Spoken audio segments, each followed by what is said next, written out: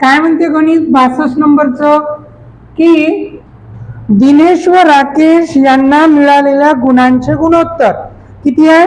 4:6 आहे. पुढील वर्षी दिनेशचे गुण 50% कमी झाले तर राकेशचे गुण 50% वाढले म्हणते, तर नवीन गुणांचे गुणोत्तर किती? असा प्रश्न आहे, है ना? पहा मग याच्यात दिनेश आणि राकेश असे दोघ जण आहेत, है ना? या गणितात एक दिनेश नावाचा व्यक्ती आहे आणि एक राकेश नावाचा व्यक्ती आहे. ठीक आहे. मग आता दिनेश व राकेश यांना मिळालेल्या गुणांचं गुणोत्तर किती आहे? 4:6. म्हणजे समजा 4 गुण जर दिनेशला भेटले असेल तर 6 गुण कोणाला भेटेल? राकेशला. समजा 4 गुण दिनेशला तर 6 गुण राकेशला, बरोबर? या वर्षी असे गुण भेटले असं म्हणू आपण, तर पुढील वर्षी दिनेशचे गुण 50% कमी झाले. म्हणजे दिनेशचे गुण 50% कमी झाले नेक्स्ट इयर, पुढील वर्षी.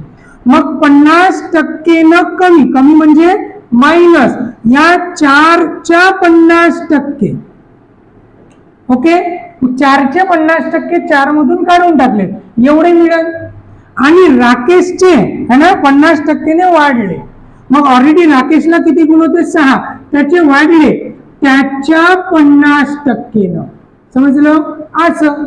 मग आता 50 1 50, 50 2 100, 2 1 2, 2 2 4, पुन्हा 50 1 50, 50 2 100, 2 3 6. इथं किती राहिले? 4 - 2, इकडे 6 + 3.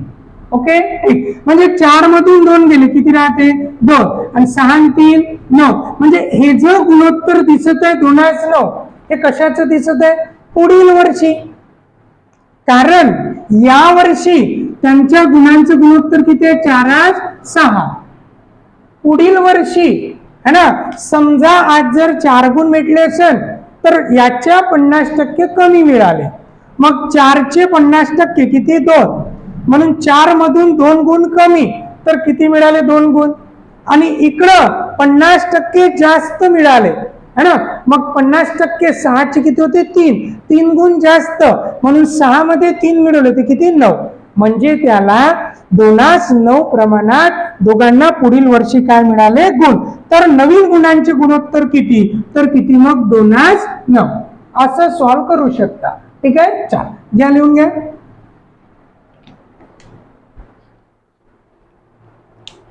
पहा पुढचं गणित आहे. काय गणित?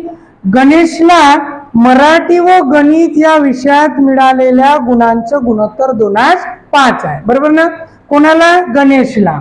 मराठी आणि गणित. समजा इथं मराठीचे गुण असन आणि इथं गणिताचे गुण असन. ठीक आहे. पहा गणेशला मराठी व गणित या विषयात मिळालेल्या गुणांचं गुणोत्तर किती आहे? 2:5. म्हणजे याचा अर्थ मराठीत भेटले 2 गुण तर गणितात भेटले 5 गुण, बरोबर? ठीक. आज या वर्षी, है ना? ठीक. आता पुढील परीक्षेत त्याला मराठीत 25% गुण कमी मिळाले. कमी आहे ना? कमी मिळाले. म्हणजे 2 पाहिजे होते, त्या 2 मधून कमी, कमी म्हणजे मायनस, त्या 2चे किती टक्के? 25%, है ना? ठीक. आणि गणितात काय झालं? त्याला गणितात 50% गुण जास्त मिळाले. मग 5 प्लस त्या 5चे किती टक्के? 50%. ओके, ठीक. जास्त मिळाले.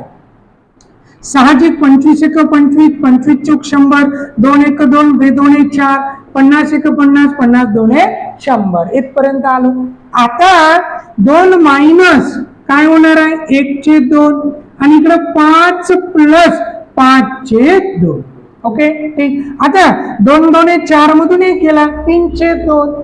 मग हे झाले 3/2, आणि 5 2 10 5 15/2. ओके, ठीक. गुणोत्तराला आपण कसं लिहू शकतो?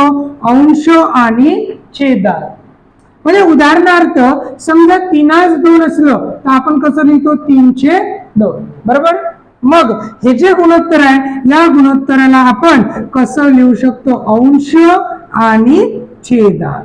ठीक आहे.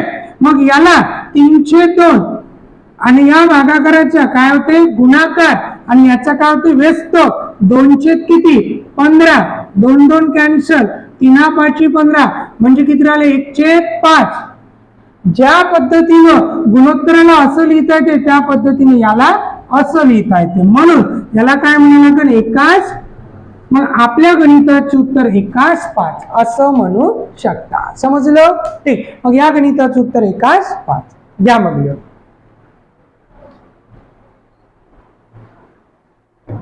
गणित आहे 64 नंबरचं गणित आहे ना काय म्हणते गणित दोन संख्यांचे गुणोत्तर 5/2 आहे मग आता आपल्याला दोन संख्या कोणत्या काय काहीच माहित नाही पण त्या दोन संख्येचं काय माहित आहे गुणोत्तर है ना असं म्हणू आपण ही आहे आपली पहिली संख्या असं म्हणू आणि ही आपली दुसरी संख्या ओके ठीक मग या दोन संख्येचं गुणोत्तर किती दिसत आपल्याला 5/2 ओके 5/2 मग असं झालं की ही संख्या मोठी आहे आणि ही संख्या लहान आहे बरोबर ना ही मोठी संख्या ही लहान संख्या मग काय म्हटलं त्यांनी मोठी संख्या 20% ने घटविली म्हणजे कमी केली मोठी संख्या कमी केली तिच्या 20% न ओके ठीक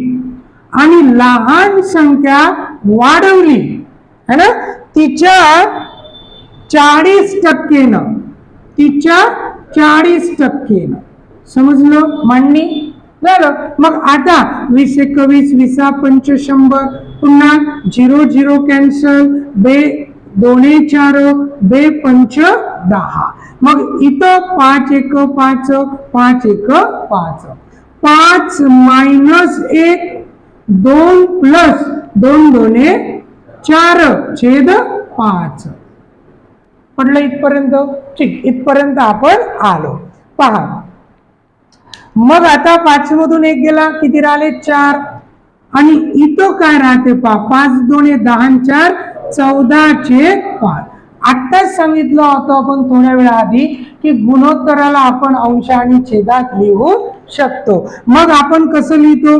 4/14/5 5 कुठे जाते वर मग 4 गुणेला 5 छेद किती मग 14 बे 2 4 बे 7 14 5 2 10 छेद किती 7 आणि 10/7 ला कसं लिहितो आपण 10/7 म्हणून त्यांचं गुणोत्तर किती होईल 10/7 समजलं चल घ्या लिहू